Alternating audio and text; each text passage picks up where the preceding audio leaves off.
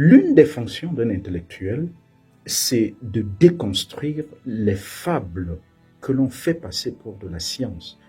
Et c'est à cet exercice que je m'en vais me livrer au sujet des propos pseudo-républicains et pseudo-scientifiques de M. Claude Abbé.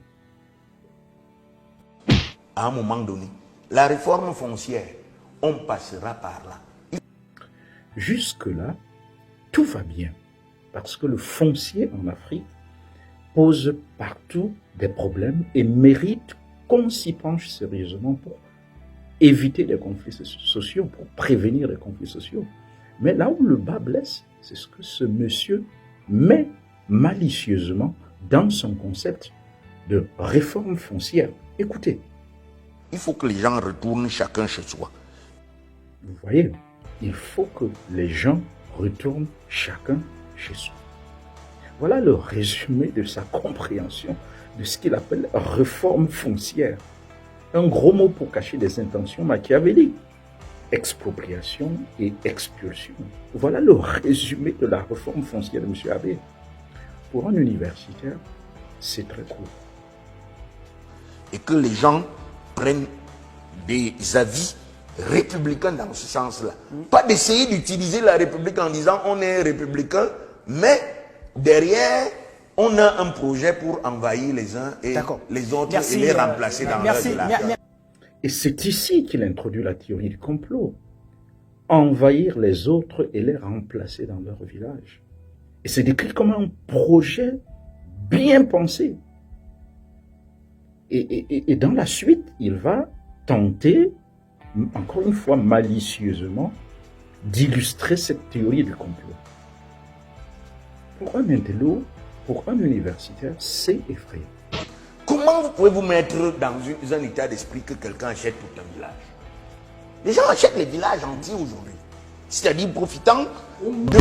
Permettez-moi, profitant de la misère et de la vulnérabilité, de la précarité qu'ils ont eux-mêmes construit.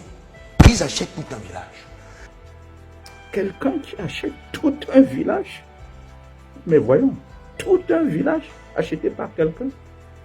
Là, nous sommes déjà dans le registre de la fabulation.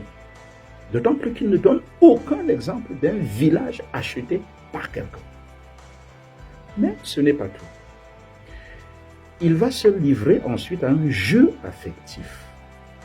Parce qu'il importe qu'il se fasse passer pour un défenseur des vulnérables et des miséreux impitoyablement expropriés par des gens sans cœur. Vous savez, on appelle cela, dans la logique génocidaire, on appelle cela la construction de l'ennemi commun à abattre, qu'il fait d'ailleurs bien de ne pas nommer. Vous savez, même Hitler faisait appel au sentiment collectif. Et ce n'est pas tout. Il va ensuite enrichir sa fable en donnant au présupposé ou au supposé complot une dimension collective. Ce n'est plus un seul individu qui achète tout un village. Pouvez-vous comprendre qu'aujourd'hui, un certain nombre d'individus se réunissent dans des réunions le dimanche ou le samedi, et puis ils s'asseyent, ils disent désormais on va acheter tel côté du Cameroun. Et ils le font au nom de la vulnérabilité des uns et des autres. Nous sommes toujours dans la logique génocidaire. Ici, l'ennemi à abattre devient un groupe.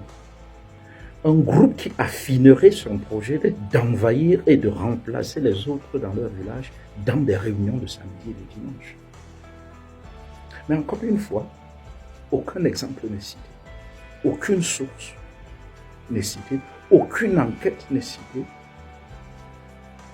Pour un sociologue, c'est effrayant comme raisonnement. Mais pour faire sérieux, pour habiller cette fable d'un semblant de science, eh bien, écoutez-le.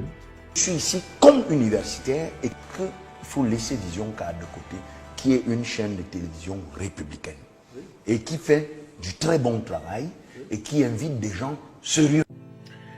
Ne jouons pas avec le feu. les génocides comme on en a connu en Allemagne, au Rwanda et ailleurs commencent toujours par la construction théorique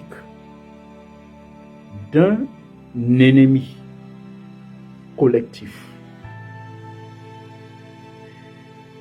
que l'on stigmatise et diabolise à travers des fables comme ceci. Faisons très attention.